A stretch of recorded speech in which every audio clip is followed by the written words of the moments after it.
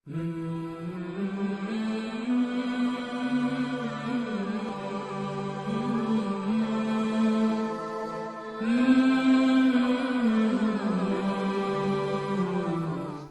علیکم ورحمۃ اللہ وبرکاتہ۔ ایک سوال آیا ہے کہ کھڑے ہو کر پیشاب کرنا کیسا ہے؟ تو دیکھیں کہ جی پاکستان میں بھی اور بھی دیگر ممالک کے اندر اب جہاں پر پبلک ٹوائلٹس ہوتے ہیں، پیشاب گاہ جو ہوتی ہے، تو وہاں پر اب تو جس طرح پہلے ایک واش روم ٹائپ کا ایک کمرہ چھوٹا سا بنا ہو، اندر فلش یا کموڈ لگا ہو، وہاں پر جو ہے وہ پیشاب کر لیتے، لیکن اب اس کے ساتھ ایک کھڑے ہو کر پیشاب کرنے والی جگہ بھی بنائی گئی ہے۔ تو جہاں پر بھی دیکھیں،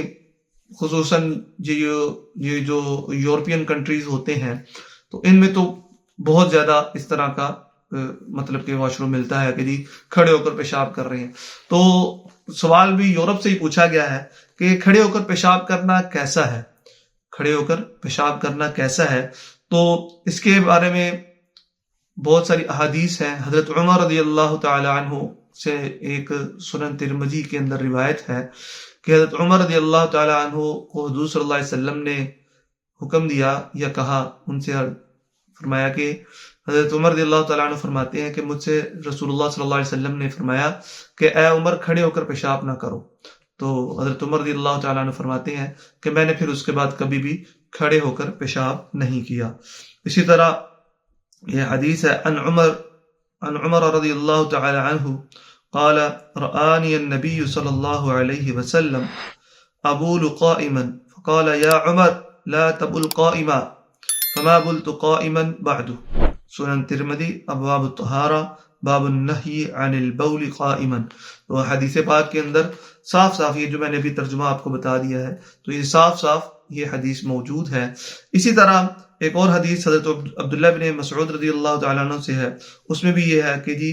بری باتوں میں سے یہ ہے کہ جی کہ تم کھڑے ہو کر پیشاب کرو۔ تو بہرحال بلا عذر کھڑے ہو کر پیشاب کرنا یہ درست نہیں ہے۔ یہ ہم یہ نہیں کہہ سکتے کہ جی یہ حرام ہے، ناجائز ہے، بلکہ یہ مکروہ ہے، ناپسندیدہ ہے اور اسلامی تہذیب کے بھی خلاف ہے۔ اور اس میں کچھ خرابیاں بھی پائی جاتی ہیں، جیسے کہ جو ہے یہ جب آدمی کھڑا ہو کر پیشاب کرتا ہے تو اس کے کپڑے گندے ہو جاتے ہیں، اور اس طرح اس کا استنجا بھی اس کو ٹھیک طرح سے نہیں جو ہے نا وہ کیا جا سکتا ہے اس طرح کھڑے ہو کر پیشاب کرنے سے۔ اور اسی طرح جو ہے ہم نے تو بعض اوقات یہ بھی دیکھا کہ جو عورتیں بھی سنا ہے، ہندوستان کے اندر ہمارے ایک رشتہ دار گئے تھے، تو دلی کے اندر کوئی بڑا ہاسپٹل ہے ہارٹ کا، دل کا، تو وہاں پر کسی بچے کا علاج کروانا تھا، تو وہ کہہ رہی تھی کہ واش روم کے اندر لیڈیز بھی ساتھ گئی تھی، وہی کہہ رہی تھی کہ جی واش روم کے اندر لیڈیز آتی، وہ بھی کھڑے ہو کر پیشاب کر کے چلی جاتی۔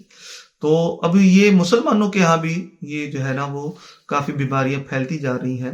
تو غیر مسلم تو چلو ان کے ہاں پاکی ناپاکی کا تو کوئی کانسیپٹ نہیں ہے، لیکن مسلمانوں کے ہاں تو یہ ضروری ہے کہ جی بندے کا جسم پاک ہونا چاہیے ہمیشہ۔ تو اگر آدمی کھڑا ہو کر پیشاب کرتا ہے تو اس میں سب سے پہلے یہ کہ جی اس کے کپڑے خراب ہوں گے، پھر یہ کہ جی اس کا جو سطر ہے وہ بھی صحیح طرح سے یعنی کہ کشف سطر اس سے نہیں صحیح طرح ہوگا۔ اور اسی طرح جو ہے بعض روایات کے اندر یہ بھی ہے کہ جی حضور صلی اللہ علیہ وسلم نے بھی کھڑے ہو کر پیشاب فرمایا ہے، تو اس کو فقہا نے اور محدثین حضرات نے یہ اس کی تطبیق یہ کی ہے کہ حضور صلی اللہ علیہ وسلم کی یعنی کہ کمر میں درد تھا یا گھٹنوں میں درد تھا، بعض حضرات نے اور بھی کوئی بیماری کہی ہے، اس حالت میں کھڑے ہو کر حضور صلی اللہ علیہ وسلم نے پیشاب کیا تھا، ادروائز حضور صلی اللہ علیہ وسلم نے کھڑے ہو کر پیشاب کرنے سے منع کیا ہے۔ اور مسلمانوں کے ہاں جو ہے یہ کانسیپٹ ہے کہ قبر کے اندر جو ہے نا وہ عذاب ہوتا ہے، تو حدیث پاک میں بھی آتا ہے کہ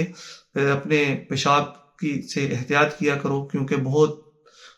اوقات ایسا ہوتا ہے کہ عذاب قبر جو ہے وہ پیشاب کی چھینٹوں کی وجہ سے ہوتا ہے۔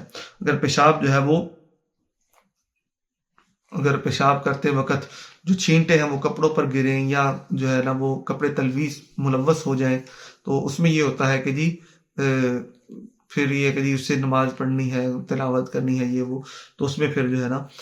کپڑے خراب ہو جاتے ہیں۔ تو اس لیے جس ساتھی نے یہ سوال کیا ہے تو ان سے یہی عرض ہے کہ کھڑے ہو کر پیشاب کرنا یہ ناپسندیدہ ہے، مکروہ تحریمی ہے، تو اس لیے کھڑے ہو کر پیشاب نہیں کرنا چاہیے اگر جو ہے وہ کوئی مجبوری نہ ہو. ہاں مجبوری ہو تو اس میں پھر جو ہے نا اجازت دی جاتی ہے. امید ہے کہ جی آپ کو آج کی ویڈیو پسند آئی ہوگی. اگلی ویڈیو تک کے لیے ہمیں اجازت دیں. السلام علیکم ورحمۃ اللہ وبرکاتہ.